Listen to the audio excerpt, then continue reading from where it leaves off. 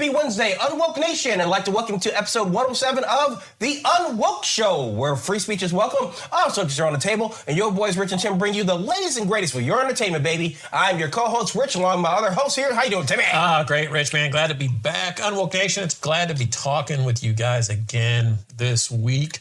Guys, we're going to do a little housekeeping before we get started. If you're just new to the show, just turning in for the first time, and you want to tell your friends about us, man, we would really love it. They can find us on all of the popular podcasting platforms. We are on Apple Podcasts, YouTube, Podbean, Spotify, TuneIn, iHeartRadio, Player FM, Listen Notes, Podchaser, Boomplay, GoodPods. Guys, wherever you're getting your podcast, tune in. Do a search for us. We are out there. We got plenty of great content for you to download and listen to. And if you're feeling extra generous, guys, leave us a like, a comment, tell your friends about us. And tonight we're kicking things off with something that has caught fire recently within the Twitter space, especially on the right. And it's being perpetuated, of course, by Donald Trump himself.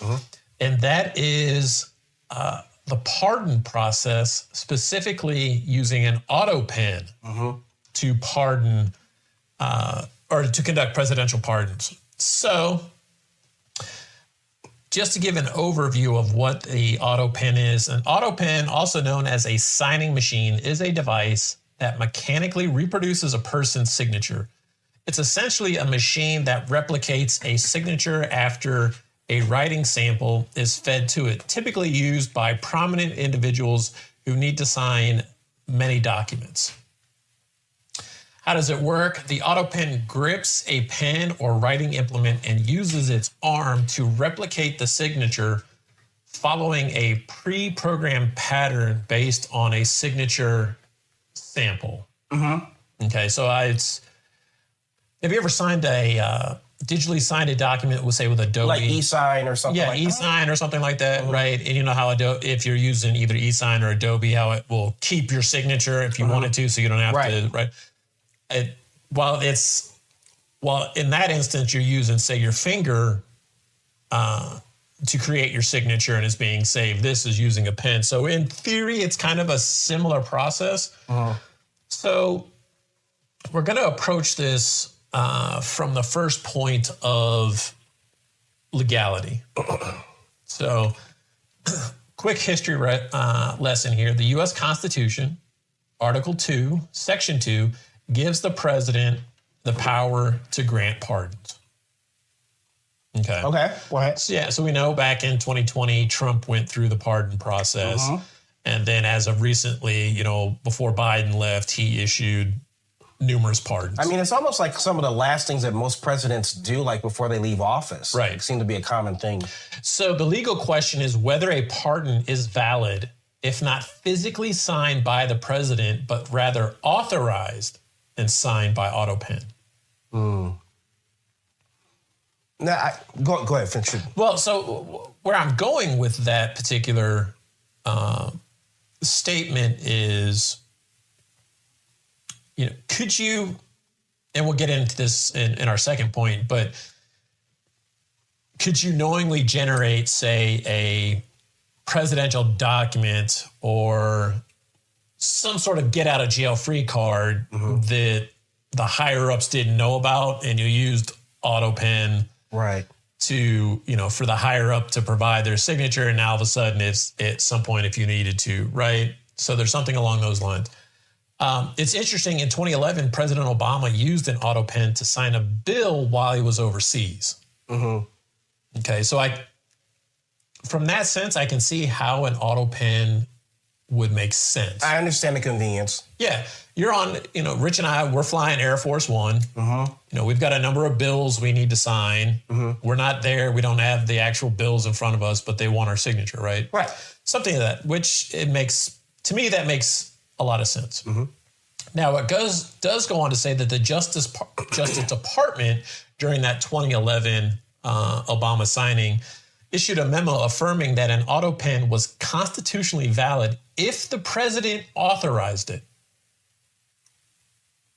Okay? Yeah. However, pardons are more personal and discretionary than legislation, and no major pardon has been publicly confirmed to have been signed via Autopen, so the legality remains untested in court. Right, and I guess when this story broke out, people are just kind of concerned because obviously it broke out at the end of President Biden's presidency, obviously, and they were just asking, and I guess it was initially brought up because they noticed that the signatures were very, very similar, and I think the only reason why I think it became a little bit more of an issue amongst the media is because there was a particular bill or policy that was supposed to be signed by the president, and he said he doesn't recall him signing that. And I think that kind of made people go like, well, wait a minute. It went a little deeper, going like, well, wait a minute. Well, so now we're talking about a cognitive.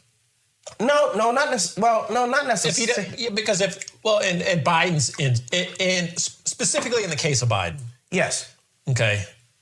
Towards the end. Right. That's wasn't where I was going, but finish your thought. Right, but you can question his cognitive. There could be an association, is what you're. So that made it. So the association being that I don't remember signing that. Right. Autopen was used to sign it. Yes. So they don't know if he really authorized it or if he authorized it and didn't remember. Mm-hmm. And I guess it's like, I can understand how you can say that can fall into the whole cognitive situation of the story.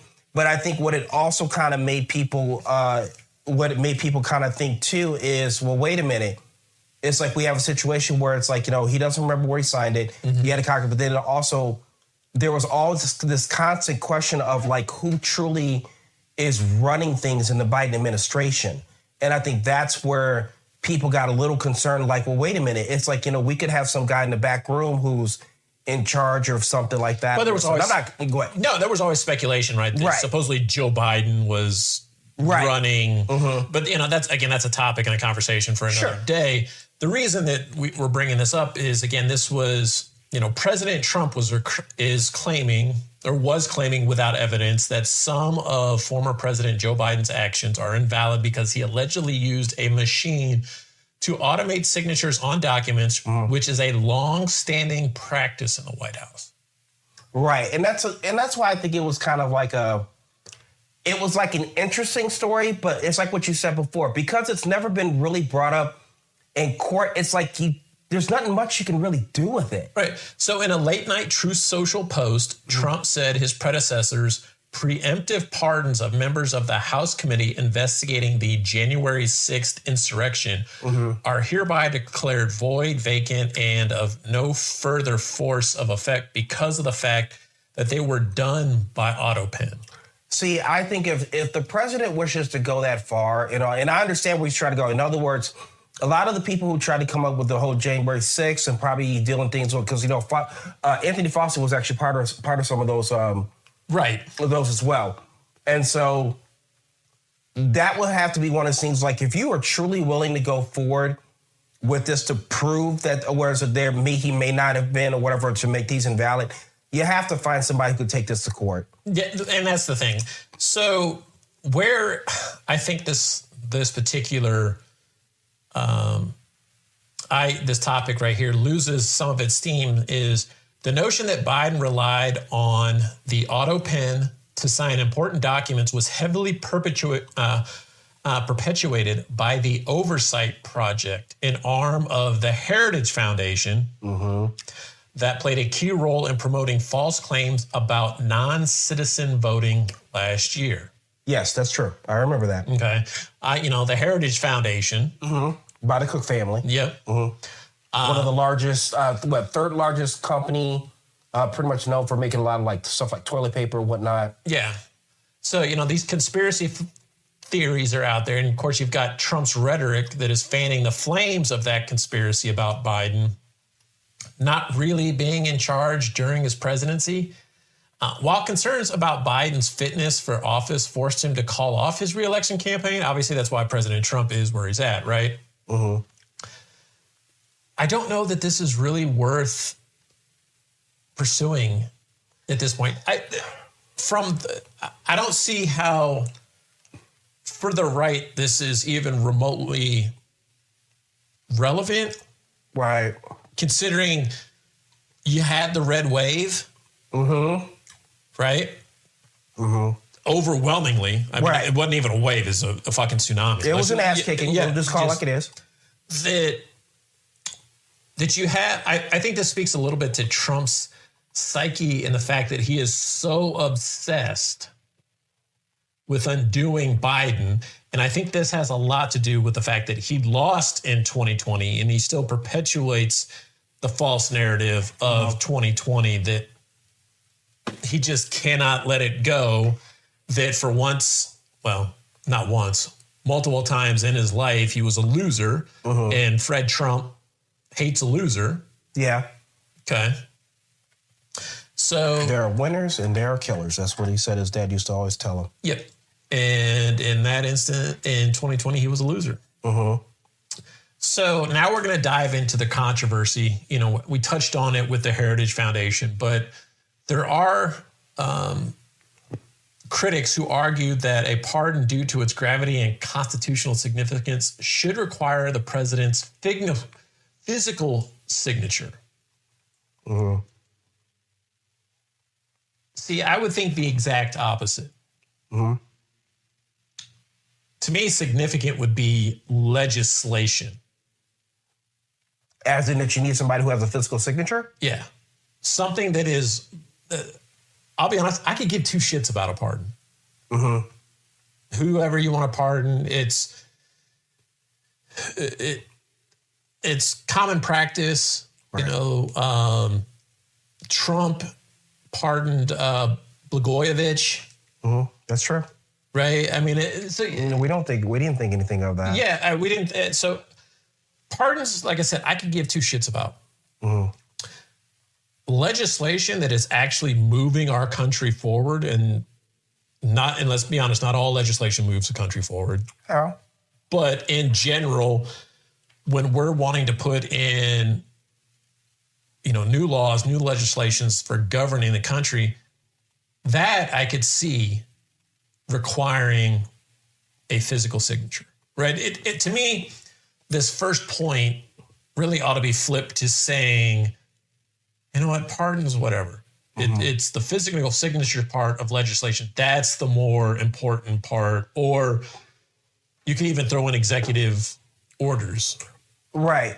For example. And that's particularly what I was thinking too. I mean, when it comes to an executive order where that's supposed to be sitting in front of you in the Oval Office, that's a very critical thing. Like, you know, like recently we just got done, Trump just got done trying to reduce the amount of prices when it comes to prescription drugs like that. Right. I'm sorry. I would want my president to be able to sign that directly, where instead of kind of just flipping, okay, just let the computer, they'll be able to do that. But we go back to a point where you were saying earlier about, you know, how really is this relevant compared to other things? You know, you and I, we were just discussing with someone a little earlier, and they were like, you know, there's a lot more important things going on in this world. And I agree with you, Tim. It's like, you know, these pardons they're not the biggest thing on the planet. This country here in America, it's got so many other things that we need to figure out, you know, that this takes a way, way, way backseat, probably, you know, in the trunk, you know, to be dealing with. And so if it is a case where, you know, like you were saying, where he's just, you know, that persistent on trying to dismantle and stuff like that, it's like, buddy, it's really not worth it. You won in a landslide. You're the third person to ever win. You know, so in that particular race, to get the popular vote, electoral vote, we don't need to go through all that. But It's just still the whole thing of like, your job right now should not be looking backwards. It should be looking forwards on what we're going to do to make this country improve. Correct. And so, you know, as of right now, you know, the third point we're going to touch on is precedent. Okay. We've already alluded to it a little bit in our previous points, but as it stands right now, there is no known instance of a presidential pardon being challenged in court based on the use of an Autopen. Okay. See, again, in my thinking, you wouldn't be challenging the mechanism. Mm-hmm. It just seems to me that it would be common sense that you would be challenging the actual pardon, not the mechanism of the signature itself, or not the mechanism. I know what you're saying. That was used to sign the pardon. In other words, you're trying to say between these two particular situations, which one is actually considered to be most important? Right. And so, if it's a thing where you're trying to say, if he's trying to say, okay, we have people who are there on January 6th who have been unjustly incarcerated to work for 3 years without any type of charges or whatever the case may be. Okay, then you focus on that. And also, but at the same time, it's like, well, he didn't do this because, like you said before, he's like, this is the reason why, he's so incognitive. We question his cognitive and all this other stuff. And what's his wife signing the bills and all those. It's like, I mean, look, that ship that already sailed and everybody pretty much knew. I mean, we have people even nowadays that are already saying, like Pete Buttigieg to where who the secretary's already said, yeah, there was something up. But I agree with you. It's like that. It should be about what was the issue that made that person pardon. That should be the main concern if you choose to go down that road. So, Blagojevich, for example, disgraced, what was it, Chicago mayor? Mayor of Illinois. Yeah, disgraced mayor of Illinois was in time for prison. He was found guilty. Was it corruption? Yeah, it was corruption. And within the mayor's office. Okay. And Trump pardoned him. Yes, he did. Okay. If you are going to challenge that, are you going to challenge the pardon itself? Hey, look, this guy's corrupt. He shouldn't be pardoned. Is he going to be a Trump crony at some point? Where is that going to go? Other than the fact that Blagojevich was on The Apprentice. Yeah. Right? Right. Or are you going to challenge the mechanism on which that particular pardon, the tool, the processes? Yeah. Are you going to challenge the automated signature, even though you knew about it? Let's just say you were cognitively aware. Yeah. Right. Or are you going to challenge the fact, no, this guy doesn't deserve to be pardoned. He should do full time for his crime. He screwed over the state of Illinois. Right? Right. He screwed over the folks of Cook County or whatever you want to call it. His purview of what he was in charge of. And no, he shouldn't have been on The Apprentice or anything like that, right? Yeah, because when you have something like that, I know we're kind of going off a little, so it was like, yeah, I mean, you're having him on The Apprentice just because of the, I don't know what sensationalism of it all. Well, to have him, it's like, you have a corrupt governor from Illinois and all this other stuff, and it's like, okay, but before that show, nobody even knew who Blagojevich pretty much was. No, it was one of those. And I don't want not to get too far down the rabbit hole of The Apprentice, but when The Apprentice first came out, it was actually kind of good. It was. It really, really was because season 1, season 2. Yes. Okay. As it continued to roll on and on and on, it was losing its steam, its lacklusterness. Yeah. You're bringing on Gene Simmons. Yeah, I think Blagojevich. Yeah, I agree with you, man. It's like, and I know you don't want to go too far with this, but I agree. The Apprentice was a show where it's like I liked it just because you felt like you could learn something. When they started doing like all the Celebrity Apprentice and all the other stuff, like I think that's where him and Mark Brunell, they really started losing. Where it's like, no, it's like, well, why is it on right now? No, it's like because they started going too much. Where they, like you said, they got Blagojevich and Arnold Schwarzenegger. Oh no, they tried to do. Remember one year they tried to do Arnold Schwarzenegger on The Apprentice? Yeah, and it was like, no, yeah, that was terrible. No. And then they tried to put Dennis Rodman up there, and it's kind of like, come on, man, you're totally getting away from this, and it was just awful. It just turned into a sideshow. Yes. So, but coming back, so right, there is no known instance of it being challenged. Yeah. Right. However, if it were revealed that a president used Autopen for pardons, especially controversial ones, it could raise constitutional challenges and public outcry. Well, yeah, because, people just want to know is like that the president is truly in charge. I mean, it's like that's pretty much, what people really want to know. They want to know that, there's nobody else, there's no other powers that be, so to speak. In other words, the buck should stop here in the Oval Office. And you want to make sure that, people are, that president was voted in to do a job but like I said, I understand what you're saying, that it was a unique case just because everybody was already questioning how much Biden truly was doing. So I'm going to talk about public outcry for a second. What do you think would constitute public outcry? In this particular case? Say he remember the Tiger King was trying to lobby to get Trump to pardon him, and he's like, maybe I would, maybe I won't, type of thing, right? God, that was such a that was crap-tacular dude. That was situation. a fucking disaster, right? Jeez, how did it get that popular? I have no idea. My goodness. Continue on. Man, could he have Could there have been public outcry for saying that Trump pardoned his former fixer? Oh, you mean the guy with the Stormy Daniels situation? Yeah. Yeah, because that was pretty damn stupid. Yeah. And yet he still serves as somewhat of a witness for when, Trump is being prosecuted.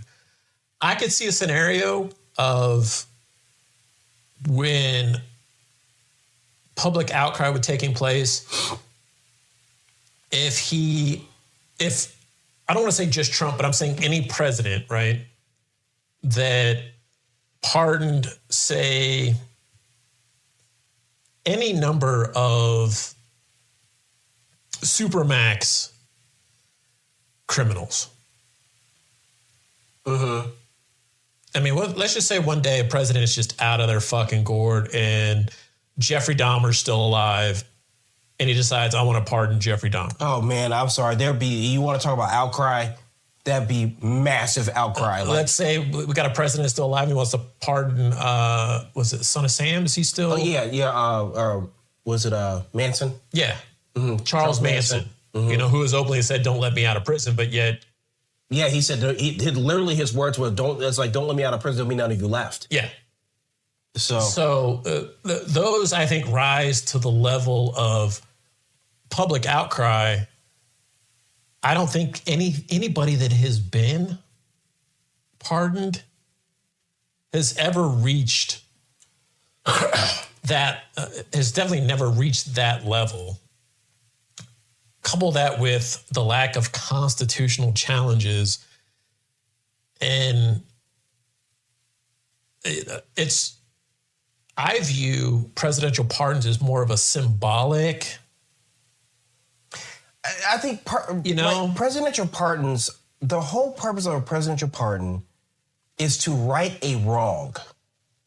In general, that's what it's supposed to be. It's not supposed to be like a get out of jail free card. Well, would you say that's what it's evolved to, though? It's kind of this is exactly where I'm going. Yeah. I totally agree with you on that. I think it's become to a point where it's like, oh, I realize, I'm the commander in chief, and therefore I can suspend this particular thing just because I can, as opposed to the purpose of it is to be a situation where it's like, okay, we have a man. Well, like for instance, I know that I think Trump was helping some guy, because actually he was there at one of his State of the Unions in his first term. And it was a guy, I think, that was falsely accused of a murder. And I think he probably served about almost like two decades or something like that in jail. And he found a finagle way to use his presidential power to be able to do that.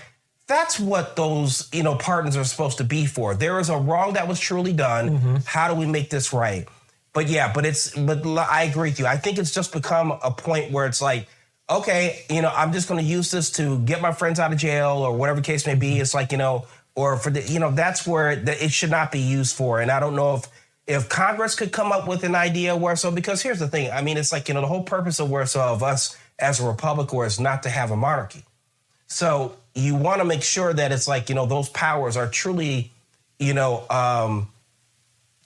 divided the way that they should be, and that a president knows, like, okay, you're not going to do it. We already know that there's laws where stating, like, hey, you can't use this to be able to have financial gain or anything like that. So I think this is something that maybe needs to be revoked by Congress. Okay, so not revoked, but at least revised. So here are a couple of top hits from Trump's first round of presidential pardons. Stop me if you've heard this one. Paul Manafort. I've heard that name before. Yep. Roger Stone. Oh, yeah. Roger Stone. Yes. Michael Flynn. I've met him in person, too. He's a cool guy. There's this guy called Steve Bannon. Yep. That's true. George Papadopoulos. Ooh, there's a name I have not heard in a while. And those are just some of the top on the president's list that were all involved in illegal campaign, contributions, cover-ups, you name it. Okay. It feels like it's almost like a good old boy network nowadays. You know what I mean? Yeah, and that's regardless of party, man. Yeah. It's just, I understand what you're going with that. So the fact that we have a president who's still obsessed with 2020, right? We've used that term psyche previously. I think, you just kind of see where this is going. Clearly, he's obsessed with wiping out everything that has to do with Biden. Again, I think it's deep down. I mean, Biden did the same thing in his first year too, but I understand you're saying that it's just like the obsession just kind of needs to go. Let's just kind of move forward. The country is not going to benefit. No, absolutely not. Any of this. And so, UnWoke Nation, we would love to get your feedback on this story, guys. You can reach us at feedback@unwokeshow.com. Again, that is feedback@unwoke.